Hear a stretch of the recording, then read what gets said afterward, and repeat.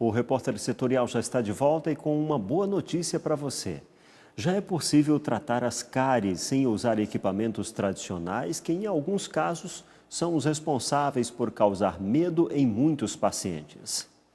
Veja a novidade.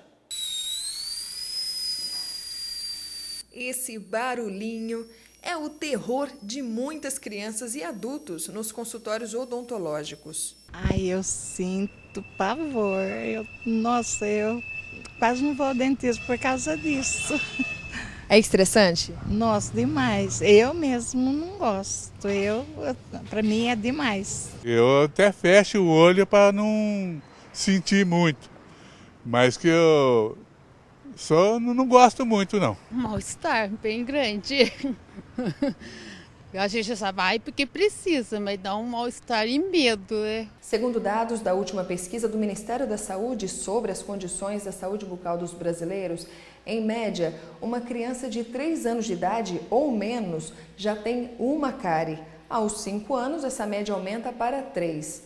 Um outro estudo feito pelo IBGE no ano de 2011 revela que 17 milhões de crianças de até 12 anos de idade nunca tiveram acesso a um tratamento. Nós sabemos que existe um volume imenso de crianças carentes com necessidade de tratamentos odontológicos. Eu acredito que nós estamos num processo de evolução. Hoje em dia já é lei a fluoretação da água. Então, quando a gente coloca o flúor na água, você acaba melhorando a qualidade do desenvolvimento dentário. O dente se torna até mais resistente. Então, nós vemos que esse gráfico ele vem decrescendo, mas existe necessidade ainda de estudo, de novas técnicas, para que a gente possa ter acesso a essas crianças e levar ao tratamento de baixo custo. Uma cárie pode contaminar os outros dentes? Sim, toda bactéria é transmissível. Então, se a gente tem um foco infeccioso numa região, pode sim essas bactérias mais patológicas que causam maior doença periodontal ser migrada para outros locais na própria boca do paciente e através do beijo, saliva, nós também temos a transmissão dessas bactérias. Então o cuidado é fundamental. Agora, um novo método oferece a possibilidade de preencher um buraco pequeno sem recorrer à broca, evitando a propagação da cárie para regiões mais profundas do dente. Mas ele pode ser usado apenas em alguns casos. Nós sabemos que a utilização do motorzinho, o barulho que gera do motorzinho, causa grandes estresse nos pacientes durante o tratamento.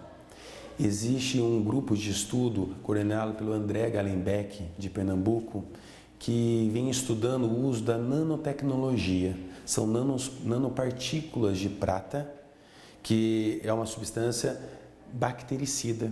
Então, ela mata as bactérias na cavidade dos dentes.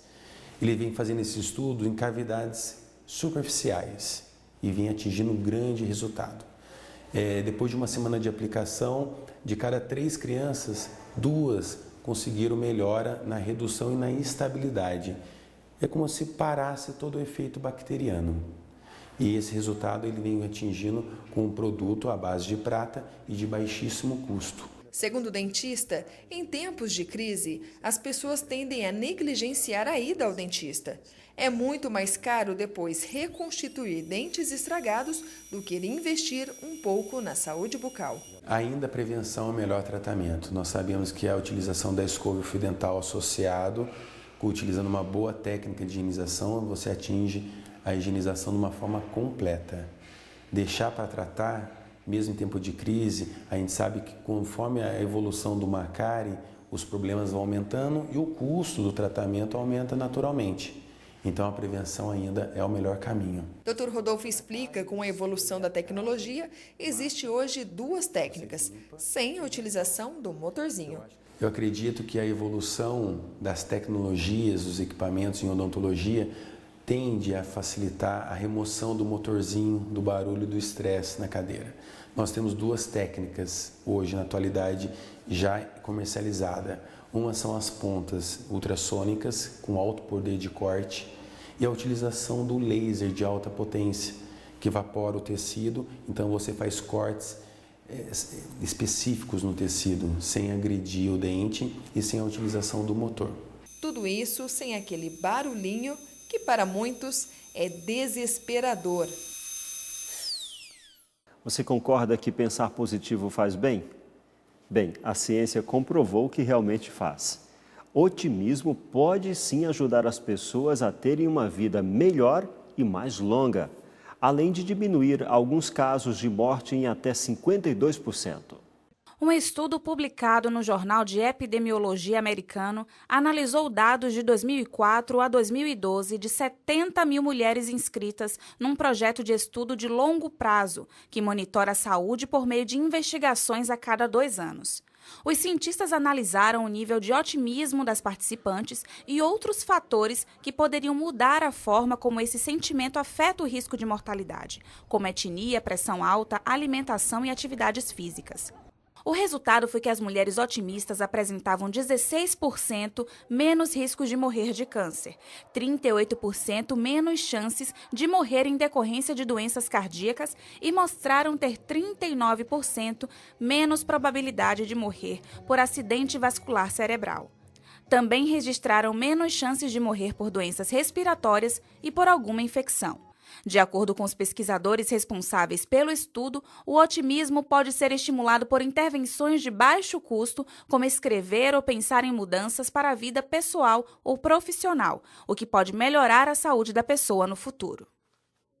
Minha gente, antigamente, durante as férias, a diversão era soltar pipa, andar de bicicleta, brincar com a vizinhança.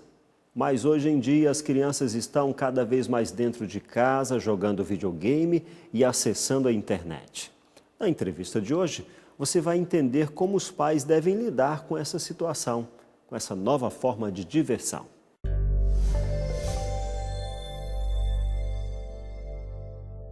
Eu sou do tempo que os pais da gente ficavam preocupados em arranjar coisas para a gente fazer durante as férias para não ir para a rua. Mas, de repente, os tempos mudam e hoje os pais acho que estão preocupados com a garotada que fica em casa o dia inteiro, ó, só lá no joystick, comandando os jogos lá pela internet. Mas nós vamos falar sobre esse assunto com a Raquel Branco, ela é psicóloga e está aqui com a gente para ver se a gente consegue estabelecer um meio termo negociado nisso aí, né? Porque não é bom também ficar demais em casa e também não é bom ficar demais na rua, porque muita coisa que passa lá pela rua não é um bom ensinamento para a garotada, né, Raquel? Tudo bem? Sim, tudo bem. O que você acha que a gente pode fazer, se é que realmente eu estou com a razão na propositura, para estabelecer esse meio termo, da garotada não ficar demais lá no sofá diante da televisão, e também não ficar demais no meio da rua? Sim. Na verdade, tem que ter um equilíbrio, né? É importante para a criança passar o tempo das férias com a família, com os pais, fazer programas em família, mas também é importante ela ter um momento do convívio social, de brincadeira ao ar livre, de brincadeira com outros grupos de crianças, né? Para que ela possa ter um momento de interação também e não ficar convivendo só com o adulto no momento das férias. É, aquela coisa de soltar pipa, bola de gude, peão e tal, acho que está morrendo um pouco isso, né? Infelizmente. Hoje, o acesso às tecnologias ficou muito mais fácil, né? Então, a criança tem mais acesso ao celular, ao videogame. Hoje, criança de 4, 5 anos já sabe lá no celular, já sabe colocar o vídeo que ela quer assistir. Isso, por um lado, é bom, que desenvolve a aprendizagem da criança, e por outro é ruim, né? Porque a gente não sabe a que tipo de acesso essa criança pode ter, né? Então, é necessário que os pais fiquem monitorando. Porque a internet também, né, tem lá suas coisas perigosas, né? Encaminhamentos para sites perversos, Sem dúvida. né? Uma coisa complicada isso aí. Sem dúvida. Agora, com relação a essas práticas um tanto mais lúdicas, né, vamos dizer assim, elas também permitem uma sociabilidade maior, né? Porque durante as férias a criança se afasta da escola e não tendo essa brincadeira lá fora, ficando num exílio interno, né? Sim. Fica meio complicado. Porque a prática em grupo, ela permite que a criança construa vínculos sociais, né? Então, através desses vínculos sociais, a criança aprende a ter outras visões de mundo, ela aprende a compartilhar suas experiências, né? E quando os pais restringem a criança muito em casa, ela perde a oportunidade de desenvolver as habilidades sociais dela, que vão ser de extrema importância na vida adulta. Agora, hoje em dia, né, muitas crianças já têm acesso à internet, a telefone celular, não todas, mas boa parte delas já tem essa situação. Mas eu soube que você também tem uma experiência no âmbito municipal, né? Você também tem, fora o seu consultório particular, atua também junto a comunidades. Sim. Nessas comunidades em que não há tanta interação aí com Pokémon Go, com essas coisas, né? As crianças são mais felizes, será? Quando elas não têm acesso direto a celular e à internet em casa, elas recorrem à Lan House. Né? Então, eu acho que essa cultura do brincar, essa cultura do se divertir na rua, vem se perdendo cada vez mais. E os programas sociais, será que não conseguem ativar? Colônias de férias, essa coisa de fazer uma programação para a garotada, funciona? Funciona bastante. Nós temos escolas nos bairros que proporcionam para as crianças aulas de hip hop, aulas de zumba, esportes variados. E isso é bom. Quanto mais opções lúdicas a criança tiver, melhor é, porque cada opção lúdica proporciona um aprendizado diferente para ela. E aquelas crianças que têm tanto a parte lúdica do convívio com pessoas e colegas durante as férias e tem também a diversão interna, qual é o direcionamento que você daria para os pais que estão nos acompanhando agora para estabelecer esse equilíbrio? Horário para alguma coisa? Essa disciplina seria importante? Sim. Na verdade, a criança ela precisa ter o que a gente chama de liberdade vigiada. O que é isso? É a criança ser livre para se divertir no espaço, tanto interno quanto externo à casa, mas é importante que os pais estejam sempre em vigia, proporcionando a segurança necessária para ela. Né? Então, é necessário que os pais estejam sempre conversando, estejam sempre motivando as crianças a sair do sofá, a largar a TV, a largar o videogame, proporcionem atividades que chamem o interesse da criança, que deem prazer para ela e, principalmente, que os pais participem dessas atividades junto com a criança. E eu tenho a impressão que essa receita é para o ano todo, não precisa ser só nas férias, né, Raquel? Sim, o ideal seria, né?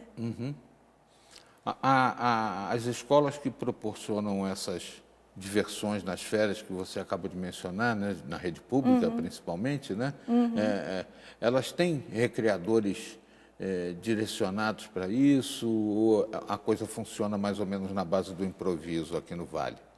Funciona mais ou menos na base do improviso. Tem algumas escolas que têm, né, o professor de artes, o professor de educação física, mas não chega a ser um profissional especializado para aquele tipo de atividade. Poderia ser até utilizado uma espécie de uma banca multidisciplinar, né, para estabelecer essa programação. Eu acho muito importante esse tema porque os pais ficam meio preocupados. O que é que eu vou fazer, né, com meu filho durante as férias? Alguns tiram férias junto com os filhos, né, para poder estar ali acompanhando, tomando conta. Outros não têm nem isso sequer, né?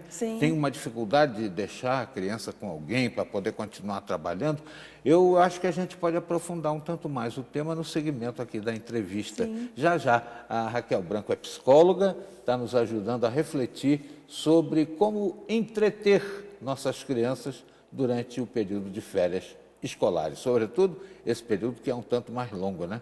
De fim e início de ano. Já voltaremos aqui no Repórter Setorial.